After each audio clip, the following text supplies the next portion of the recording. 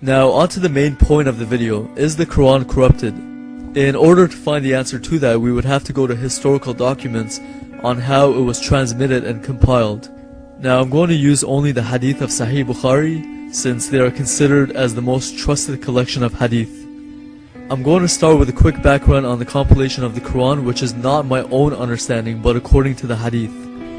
First off, despite what you may have heard, the Quran was not compiled during the life of Muhammad.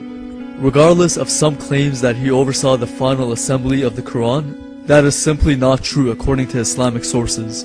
The manuscripts, some of which were written on palm stalks, thin white stones, and also on the hearts of some men, meaning some verses were memorized.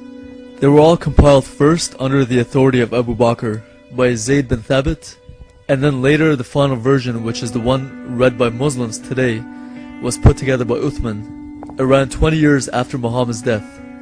Again, this is all according to the hadith. Okay, so I'm going to start with the hadith on the compilation of the Quran, how it was put together and by whom. And also, in this hadith, it talks about the burnt versions which Uthman burned, meaning before the final Quran was put together, there were other versions. Sahih Bukhari, Volume 6, Book 61, number 509, narrated Zayd bin Thabit. Abu Bakr as-Sadiq sent for me when the people of Yamama had been killed, i.e. a number of the Prophet's companions who fought against Musaylama. I went to him and found Umar bin al-Khattab sitting with him.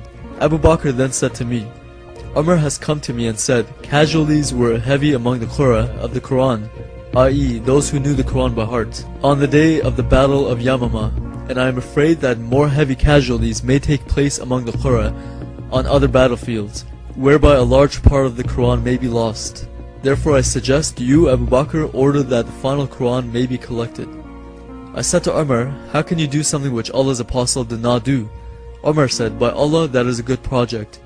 Umar kept on urging me to accept his proposal till Allah opened my chest for it and I began to realize the good in the idea which Umar had realized. Then Abu Bakr said to me, you are a wise young man and we do not have any suspicion about you. And you used to write the divine inspiration for Allah's Apostle. So you should search for the fragmentary scripts of the Quran and collect it in one book. By Allah, if they had ordered me to shift one of the mountains, it would not have been heavier for me than this ordering me to collect the Quran. Then I said to Abu Bakr, how will you do something which Allah's Apostle did not do? Abu Bakr replied, by Allah, it is a good project. Abu Bakr kept on urging me to accept the idea until Allah opened my chest for what he had opened the chests of Abu Bakr and Umar. So I started looking for the Quran and collecting it from what was written on palm stalks, thin white stones, and also from the men who knew it by heart, till I found the last verse of Surat Al-Tawbah with Abi Khuzaymah al-Ansari, and I did not find it with anybody other than him. Volume 6, Book 61, number 510, narrated Anas bin Malik. Hudayfa bin al-Yaman came to Uthman at the time when the people of Sham and the people of Iraq were waging war to conquer Armenia and Azerbaijan. Hudayfa was afraid of their differences in the recitation of the Quran. So he said to Uthman, O chief of the believers, save this nation before they differ the book of the Quran, as Jews and Christians did before. So Uthman sent a message to Hafsa saying, send us the manuscripts of the Quran so that we may compile the Quranic materials in perfect copies and return the manuscripts to you. Hafsa sent it to Uthman. Uthman then ordered Zayd bin Thabit, Abdullah bin al-Zubair, Zayd bin Alas, and Abdurrahman bin Harith bin Hisham to rewrite the manuscripts in perfect copies. Uthman said to the three Qurayshi men, in case you disagree with Zayd bin Thabit on any point in the Quran, then write it in the dialect of Quraysh. The Quran was revealed in their tongue. They did so, and when they had written many copies, Uthman returned the original manuscripts to Hafsa. Uthman sent to every Muslim province one copy of what they had copied, and ordered that all the other Quranic materials, whether written in fragmentary manuscripts or whole copies, be burnt.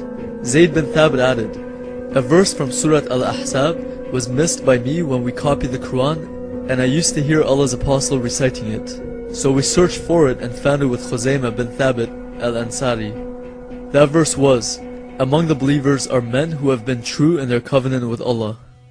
A few points to bring up from this hadith are, 1. Note that some of the verses were lost in the Battle of Yamama, so the Quran is not complete. The claim that it is exactly what was revealed to Muhammad cannot be authenticated since some of the verses were lost and since Muhammad did not oversee the final assembly of the Quran. 2. Zayd bin Thabit collected it from fragments written on palm stalks, thin white stones, and also some of the verses were memorized by some men. He went around collecting these fragments from all over, with Muhammad not around to verify whether or not what he was writing down was authentic or not. He basically just collected a bunch of manuscripts, which could have come from anywhere. 3. All other manuscripts that had any differences were burned by Uthman. Now, who gave Uthman the authority to burn all of the other copies which may have actually been the originals? And also, who gave Uthman and Abu Bakr the authority to say what should be included and what should be left out? Who knows how the original Qurans were? Maybe some of them had correct doctrine that coincided with the Bible. I guess we'll never know. So along with the lost verses from the Battle of Yamama, we have a very clear hadith that says a stoning verse for committing adultery was taken out. Before I read it, I want you to ask yourself, if a verse of stoning for adultery was taken out of the Bible, would you say that the Bible is corrupted? Now, with that same answer in mind, use the same measure on the Quran. Sahih Bukhari, Volume 8, Book 82, number 816. Narrated Ibn Abbas. Umar said, I am afraid that after a long time has passed, people may say, we do not find the verses of the rajm, stoning to death, in the Holy Book, and consequently they may go astray by leaving an obligation that Allah has revealed.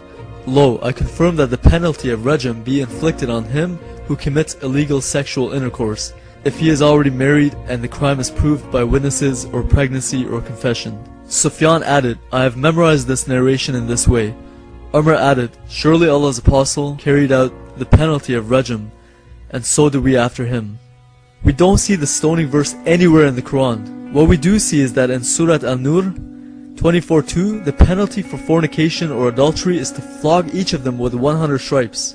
Maybe the original command, as seen in the previous hadith, was in one of the versions that Uthman burned. But the question needs to be asked, again, who gave authority to whom to take out the stoning verse? And what else was taken out? What we do know is that according to Muslims' own sources and according to the best collection of hadith, the Quran was changed or at least tampered with by Uthman after a very questionable compilation done by Zayd bin Thabit. Then of course, even more questionable is how Uthman burned every copy that differed from his. So as we saw in my previous video inside the Quran, according to the Quran the Bible hasn't been changed. And as we have seen from Muslims' own sources, the hadith, the Quran is changed. Either changed by Uthman or corrupted from the beginning by Zayd bin Thabit or by Muhammad, even before Zayd bin Thabit. With the Quran we have a book that claims to be from God, the God of Abraham, but it contradicts the God of Abraham in too many ways to count.